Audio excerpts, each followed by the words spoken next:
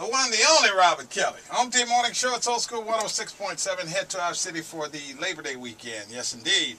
A lot of folks excited about that, including this gentleman, ladies and gentlemen. The one, the only, the Constable. Joins us this morning, Ed Shorty of the Law Office of Edwin Shorty and Associates. Good morning, sir. Hey, how's it going? Good to see you, man. The special all-white party, the Robert Kelly party? Yeah, you headed there? No. Okay, I thought you was an R. Kelly. I am an R. Kelly fan, but it's a party. It's not a concert, right? No, it's a party. Oh, okay. No. Well, he might sing. I need something guaranteed. Guaranteed. I'm a lawyer. I need guaranteed. Guaranteed. I need to see it in the ticket. He will sing. Okay. Yeah. Performance. Exactly. Thanks so much for joining us this morning, Ed. You know, we talk about bankruptcy an awful lot and about trying to get your personal finances in order. Big question arises: should you get rid of your ride? We're talking about your car and your in your bankruptcy. You know, one of the things that happens a lot of times when I talk to folks is that they don't have a good grasp on what they owe and who they owe it to.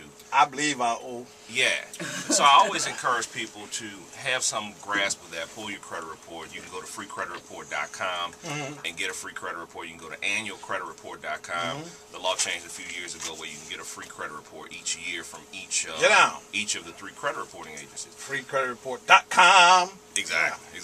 But one of the things I find is that people have this deal where they want to hold on to things. Yeah. Especially our cars. You know how we are with our cars. Well, I'm bankrupt, but I need my car. What I'm going to do if I ain't got no car? Pay off my bankruptcy. A practical problem of I need a ride. And what I tell folks is, look, it's not necessarily a bad thing that you keep your car, but just make a good decision, because bankruptcy is such a big hit. Right. You want to say, am I downsizing enough where this makes financial sense? And I said, look at the model of car you have. I can't keep the Benz?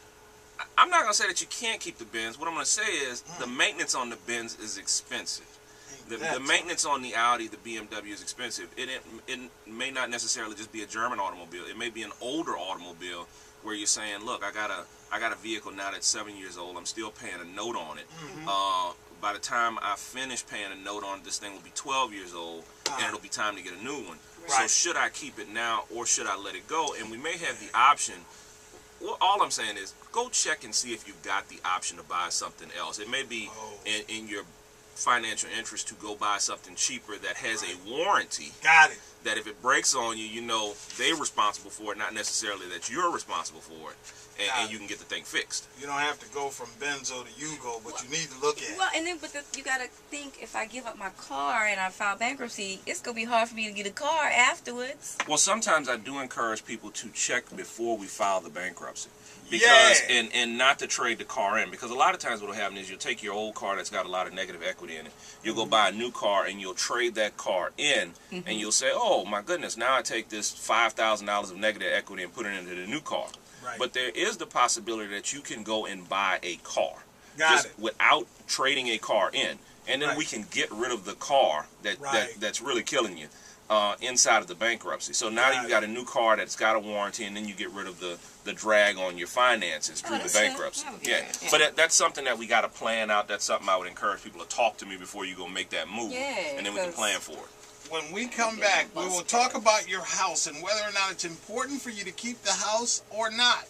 I assume some of these same questions exist. Where I'm gonna stay. That is up in minutes, gang. This Right Now Traffic, brought to you by your Think About Us. The Home Team Morning Show, Old School 106.7. Edwin Shorty, attorney Edwin Shorty, in the building this morning of Ed Shorty and Associates. Live and direct, and every Monday morning we lay down the law. This morning is no different. This morning also, we're talking about the things that you want to hold on to if in fact you're entering a bankruptcy. We talked earlier about your automobile and why it's probably smarter to downsize there and say, hey, you know what, as opposed to driving that very expensive BMW, it might be smarter for you to go ahead and knock down a Corolla or something until you get your mind right and your finances in order. With regards to the house, that's a tough one, because where do I live? Look, everybody wants to keep everything. Right. And you just have to have the ability to look at it and make a good financial decision. I've talked to a couple of people where they're saying, look, I want to keep my house. My first thing to them is, go and see what it costs to live somewhere else comparable to your home. Go actually get the knowledge and determine whether or not what you're paying for your mortgage would be comparable to what you would pay for rent. Right. And take into consideration your insurance and your taxes. Right. Then take into consideration what maintenance you've deferred on your house. You know, if your house has still got damage to a roof from 2 storms ago, and you know you're not going to be able to fix it, you may want to evaluate whether or not that's a good investment for you. This may not be your last house. Exactly. Right. What if you've got foundation problems? A number of people in the city have got these houses that are listing to the side like they're about to sink. Right. And you go, well, do you really want to hold on to this, or do you want to take this as the opportunity to let this one go? Individuals, I don't want to pick on Eastern New Orleans, but let's say you're deep in Eastern New Orleans and you're on a slab.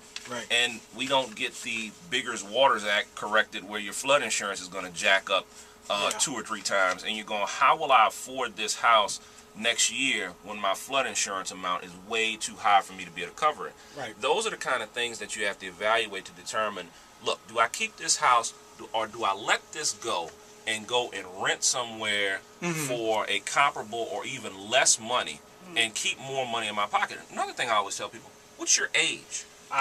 If you are approaching retirement where you're going to be on a fixed income and you're in a house that you've been in for 10 years and you didn't refinance, so you got another 30 years to still pay on it, do you want to keep paying on that? You will not be around. Exactly. Do you want more money to deal with your medical expenses that continue to rise?